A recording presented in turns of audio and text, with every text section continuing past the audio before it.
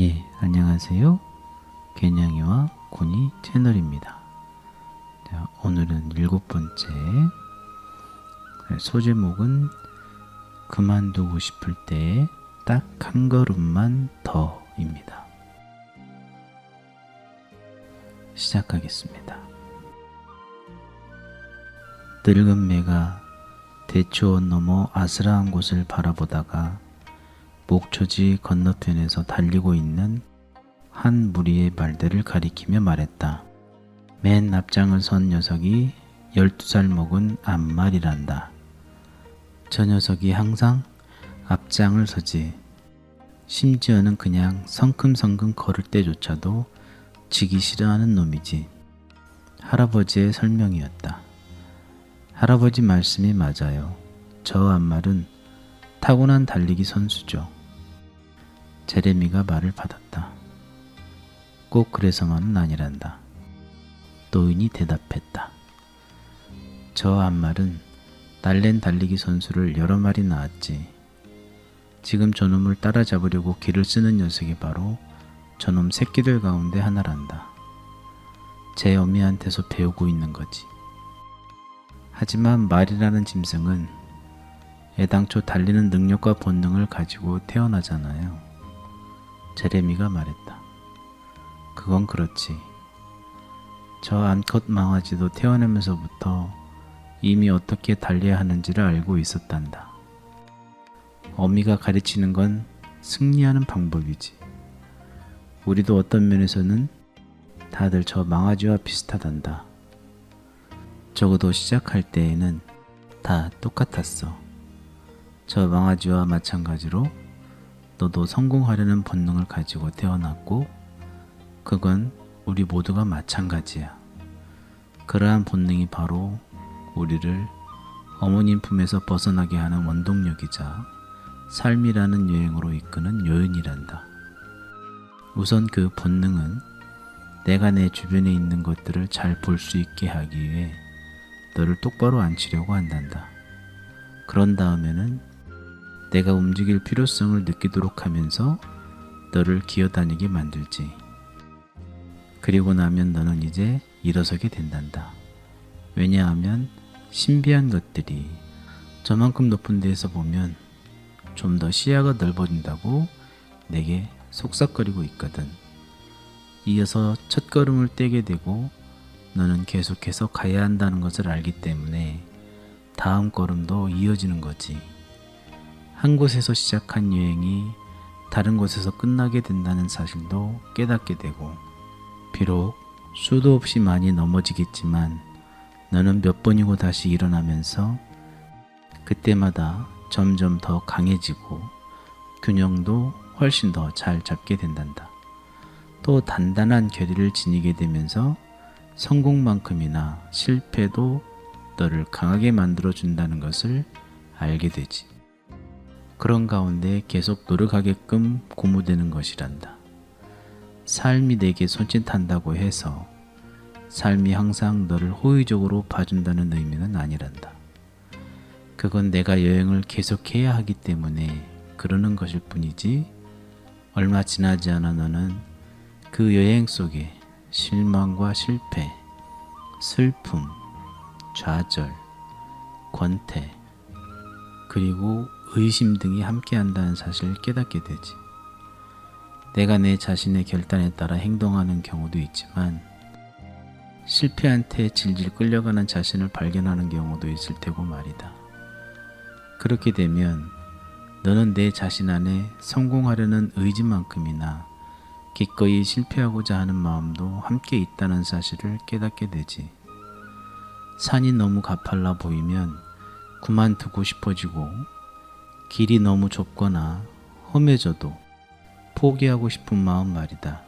그 마음이 내게 자기 연민을 속살거리기도 하고, 때로는 애원하고, 때로는 큰 소리로 협박하기도 할 게다. 어쨌거나 요는 항상 그만두고 싶다는 마음을 들게 하려고 길을 쓰고 있다는 사실이다. 할아버지, 기꺼이 하고자 하는 마음과 의지의 차이가 무엇이라고 생각하세요? 늙은 매가 설명하기 시작했다.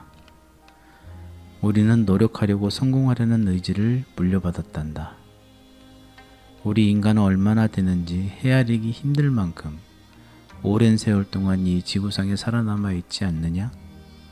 셀 수도 없이 많은, 아마도 수천 세대쯤 되지 않을까? 단지 우리가 운이 좋았기 때문에 그렇게 오랫동안 살아남은 건 아니란다. 앞말이 자기 새끼한테 물려준 것과 마찬가지로 우리도 그와 똑같은 활기를, 우리를 단호하게 만들어주는 강한 의지라는 선물을 물려받았기 때문이란다. 하지만 살다 보면 우리 자신을 실패한테 넘겨줌으로써 어떻게 실패하는지 배우게 되기도 한단다. 아울러 포기하는 것이 늘 하나의 선택사항이란 사실도 깨닫게 되지. 그냥 포기하고 마는 것이 좀 더 쉽고 덜 고통스럽다는 사실도 알게 될 테고, 그 결과 기꺼이 실패하고자 하는 마음이 실패라는 현실의 일부를 슬금슬금 기어들어오게 된단다. 내 인생에서 너는 일정한 수의 성공을 할당받지도 않았고, 그렇다고 또 일정한 수의 실패를 할당받은 것도 아니란다. 그저 성공과 실패가 일어날 것이라는 사실만 알고 있는 것이지. 한편 내가 최선을 다했는데도 실패하는 경우에는 패배를 기꺼이 인정하고 싶은 마음이 줄어드는 법이란다. 제레미, 오래 걷는 사람 이야기를 기억하느냐? 내가 아주 조그만 꼬마였을 때 처음으로 너한테 들려주었던 것 같은데. 제레미가 이야기를 떠올리면서 고개를 끄덕였다. 때마침 불어오는 산들바람에 사시나무 이파리가 좀 더 큰 소리로 바스락거렸다. 다 기억나지 않는 걸 보니 아마 나이 탓인가 보다. 늙은 매가 껄껄 웃으면서 말했다. 내가 내 기억을 되살려 줄 수 있을 것 같구나. 제레미는 할아버지의 기억력이 감퇴되었다는 사실에 다소 아쉬움을 느꼈다. 그는 이야기를 하기 위해 목청을 가다듬었다. 하지만 이내 할아버지가 자신에게 이야기를 해달라는 데에는 다 까닭이 있을 거라는 사실을 깨달았다. 다 기억하고 있을 거예요. 오래 걷는 사람은 우리 부족 사람 중에 한 명이었지요. 그 일이 있기 전까지만 해도 그의 이름은 따로 있었대요. 붉은 잎 같네요. 왜냐하면 단풍잎에 단풍이 들 때 그가 태어났거든요. 하여간에 겨울이 다가왔을 무렵 사람들은 커다란 진흙강을 따라 미주리에 정착했답니다. 나중에 드러난 바에 의하면 사람들이 기억할 수 있는 한 그의 겨울이 가장 혹독한 겨울이었다고 하더군요. 어느 날 모피상을 하는 백인 한 명이 강을 내려가는 도중에 그 마을에 이르렀답니다. 그 시절 우리나라에서는 상인이 혼자 여행하는 일이 흔치 않았답니다. 그는 며칠 동안 마을에 머무르다가 제 갈 길로 나섰다더군요. 그런데 그가 그만 마을에 병을 퍼뜨리고 말았답니다. 기침이 나오는 병인데 목이 그르렁거리면서 하는 기침이었다나 봐요. 부족의 많은 사람들이 심각하게 앓게 되었고 몇몇 사람들은 며칠 앓다가 죽기도 했다더군요. 의사가 없었기 때문에 사람들은 어찌해야 할 바를 몰랐고 약초에 대해서 조금 아는 노파도 이 새롭고 낯선 병에 대해서는 거의 손을 쓸 수가 없었다고 합니다. 결국 마을 지도자들은 도움을 청하러 다른 마을로 사람을 보내는 것이 상책이라는 결정을 내렸답니다.